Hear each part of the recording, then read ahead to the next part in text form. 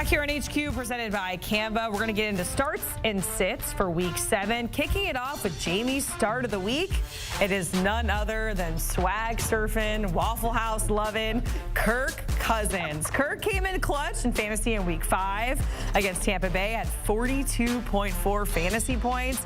A little bit of a different story Week 6 versus Carolina, but Jamey is feeling like Kirk is going to bounce back here in Week 7. Jamey, tell us why. It's a great matchup, Jacqueline. You know, you're looking at a guy that didn't have to do the heavy lifting in Week 6 that he did in Week 5, and he might have to do that again in Week 7. The Seahawks offense will hopefully show up and make this a back-and-forth game. Vegas is telling us it's going to be a high-scoring affair. Over 50 points is the projected total. So we like that for Kirk Cousins. But we also like the fact that this is a really beat-up Seattle defense. They just put another safety on injured reserve.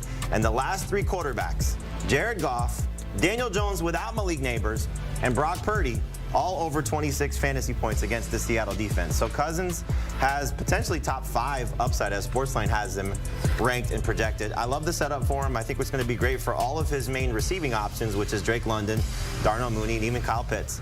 So all these guys should have an opportunity to play well. I still think Bijan Robinson will get his numbers, hopefully in the passing game also. So it's a big opportunity for Kirk Cousins to reestablish himself as he was in Week 5 as one of the upper echelon of fantasy quarterbacks. I think he gets back to that Week 7. Jamey mentioned the safety going on IR. It's a big-time safety. It's Rayshawn Jenkins, so that's a huge loss to them. We don't know if Reek Woolen is going to play. That's one of their best outside cornerbacks. They are getting healthy on the D-line, but that might hurt their run game. That might force them to throw even more, and we've seen it in the games where they've had 50-plus points, them and their opponent.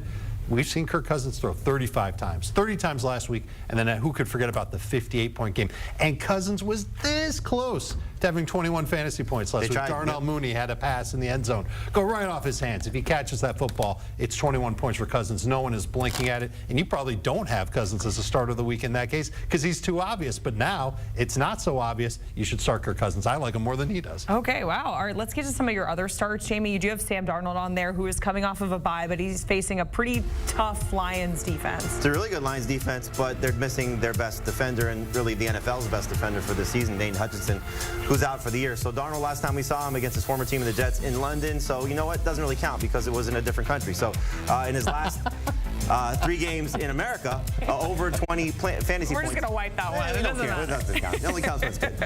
But his last 3 games prior to that, he was over 20 fantasy points. Then he's back on track in this matchup against Detroit in another game that's expected to be a high-scoring affair. Juju Smith-Schuster, a lot of fantasy managers might not want to start him. And as a matter of fact, he's still available in about 40% of leagues on CBSSports.com. Oh. I'm a little surprised because what we saw the last time he played in against New Orleans in Week 5, he had over 100. He had 130 yards receiving. We know no Rashee Rice. This is really the guy that I think we'll see Patrick Mahomes continue to rely on with Travis Kelce at this point. And so Juju's in a really good spot against a team that they're going to struggle to run against. And I think we'll see Mahomes have to throw. Now, I don't love Mahomes because his just fantasy numbers get capped because they don't really score a lot of touchdowns. But I think Juju does have an opportunity here to be over 100 yards receiving. So he should be a number 2 receiver this week. All right, Dave, let's get to your starts because you have Tank Bigsby on there. And this is somebody that I picked up on waivers like 2 weeks ago. And I left him on the bench, of course, in versus Indy. And he went off. He had like double-digit fantasy points. Then I put him in the lineup. You know, prisoner of the moment like behavior. Yeah. And he put up 2.4 fantasy points for me in half PPR. But he is a start for you in Week 7 versus New England. It's assuming that ETN is out. But even if ETN plays, I do think Bigsby can still be the rushing downs guy for the Jacksonville Jaguars. And what a matchup going up against the New England Patriots. I wrote it down. 4.9, 5.2, 7.4 yards per rush to opposing running backs in their past 3 games. 2 of those games, our lead back had at least 20 non-PPR fantasy points. And then the third team was the Dolphins. 2 backs combined for 17 non-PPR points, and a fullback scored a touchdown.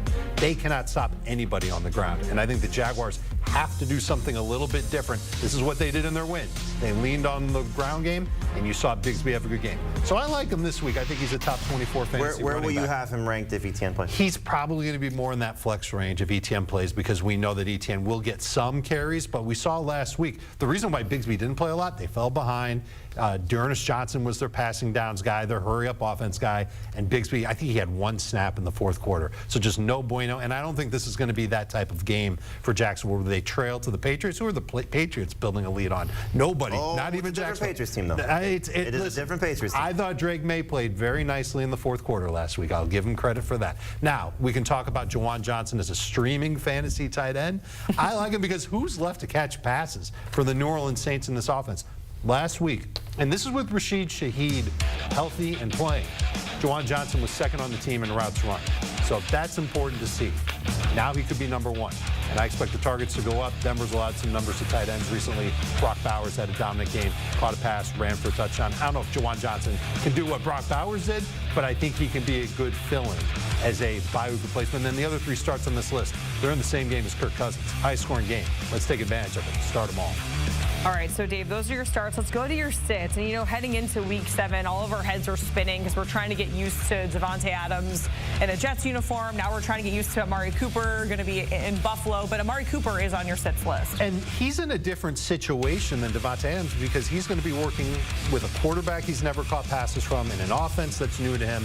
And by the way, he's taking on the Titans. And the Titans have one of the best outside corners in L'Jarius Sneed, who I'm pretty sure might be hurt. If he's out, then that'll help his case. But it's still going to be an issue of timing. How much does he know of this offense? How much is he going to play? How much will Ray Davis take over everything if he's the lead running back in that offense? And then maybe they don't throw nearly as much against Tennessee. So I'm a little nervous to put Amari Cooper as a must-start in fantasy lineups. It'll change if L'Jarius Sneed is out. But if L'Jarius Sneed plays for sure, then Cooper's more of a flex. Fun note about Amari Cooper. He's been traded a lot of times in his career. Yeah. Last time he was traded in midseason, went to Dallas. 5 catches, 58 yards, and a touchdown in his first game. So he's used to walking into a new situation and not necessarily knowing everything. But there is a much better quality of target from Josh Allen coming to Amari Cooper than there has been from Deshaun Watson going to Amari Cooper. So 8.8 targets per game was what he was averaging in Cleveland. If he's getting 8.8 targets per game in Buffalo, we could be looking at a top 10 wide receiver. Absolutely could see that happening. And a third of those targets in Cleveland, uncatchable. So, like, how are you supposed to put up good numbers when literally a third of the throws that you're getting, you cannot catch them. They're not good enough to be caught. You can't do anything with them. He had some drops too. I think he'll just be a lot more comfortable in Buffalo. I would like to see his first game not Sneed on the other side. Exactly. If Sneed is there, it does make it tough to trust, but he's dealing with a quad injury, so maybe no L'Jarius Sneed. That'd be great for Amari Cooper. There's another sit that we got to talk about, and it's Kyler Murray, because normally he's like a must-start fantasy quarterback. Is he? I don't know if he is anymore, Jamie. 2 big games this year. Every other game he's had 4 of them under 17 fantasy points. This is a Chargers defense. Say what you will about Mahomes. They held him to under 20 fantasy points. Fields barely had 20 fantasy points against them. He did a ton of rushing. Bo Nix had a good game against them last week. I don't know if that's something that's going to be copied by Kyler Murray in this game. And I like a lot of other quarterbacks this week. Cousins, Baker, Darnold, Geno, Goff, all of them better than Kyler Murray. You're forgetting the biggest thing. Marvin Harrison Jr. may not play. And so you're looking at, may not have his best wide receiver here who's got a concussion. We're going to find out today. James Conner may not play. Also, he's dealing with an ankle injury. That's a big one to keep an eye on there. So we could be looking at 2 Cardinals players that are big pieces of what Kyler Murray does. And the nice thing about the Chargers, you mentioned what they've done against quarterbacks. They don't give up points. They've allowed 20 points or less to every team that they faced. So you're not getting the big scoring opportunities here from the Cardinals. You're not getting that from Kyler Murray. It's tough to trust him. He was one of my favorite players coming into the season. At this point, I'm looking for other options to replace him in my lineup. That's what I'm going to be doing because I have Marvin Harrison Jr. and James Conner. So if you saw me dying inside as you were finishing up your answer, that was why, because I was just processing that. Sorry to laugh at that. I shouldn't. No, it's okay. It's tough out here. It's also tough out here if you have Dalton Kincaid on your roster, which I do. He's on your sits, and it's not easy to go get a tight end in this fantasy football climate, Jamie. So what are we supposed to do? Yeah, this isn't one of those necessarily you have to completely sit him, but if you can find somebody else and carry 2 tight ends, like Hunter Henry, I like better this week than I do Dalton Kincaid. He's facing a Titans defense. Now, it's a little skewed because the tight ends that they've played against have had some quarterback issues. Cole Kmet just had a big game with Caleb Williams' first start. Tucker Kraft at that point was with Malik Willis. Jonnu Smith, who was coming off a good game last week, for example, or last game, for example, was dealing with Tyler Huntley. So they faced some tight ends with some bad quarterbacks. But they are statistically #1 in terms of fewest fantasy points allowed to the position. Kincaid has had some good games, but really for the most part has been very underwhelming. And go back to what Dave said about Amari Cooper now joining the team. Now you have another mouth to feed. It's not like Josh Allen's been throwing the ball a lot. We're not seeing 35, 40-plus attempts. It's been very controlled and not necessarily a huge volume offense. So a lower volume for the tight end. Dawson Knox, for example, scores a touchdown last week. Bad matchup.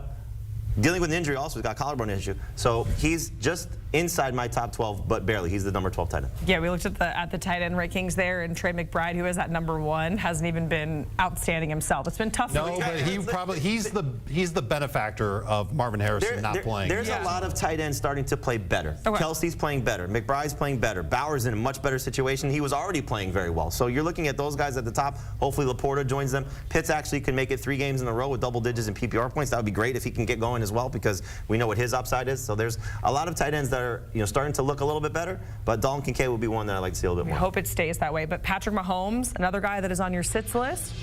This is the difference between fantasy and reality. He might be the MVP of the league. Yeah. He's having a fantastic season. Chiefs are undefeated. But he doesn't score points. Yeah. He's got 1 game over 20 fantasy points so far this season, and it was barely. Now, he should have had 2. If Juju catches the ball in the end zone against the Saints, then we are getting a 21-point game for him. But that's what we're talking about, 20, 21 points. This guy used to be 30, 31 points. I mean, it's just not fun to watch him as a fantasy quarterback. Now, they'll be close. He'll go win the game in the 4th quarter. Might be a penalty or so that helps him along the way, just saying. But the way that Mahomes is playing from a fantasy perspective, I would start Drake May over Patrick Mahomes this week. That's wild. One guy is facing the Jaguars. They bleed fantasy points. Okay, one guy's facing the 49ers. You know they're pissed after what happened in the Super Bowl. So Mahomes, right now Drake May's got a better game on his resume in 1 start. You know, I grew up 45 minutes south of Jacksonville, man. Come on.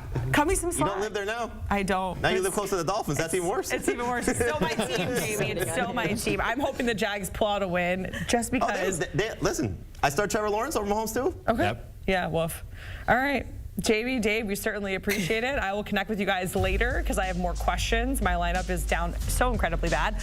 You can hear the guys on Fantasy Football Today. Download, follow, listen wherever you get your pods, or you can scan that QR code on your screen.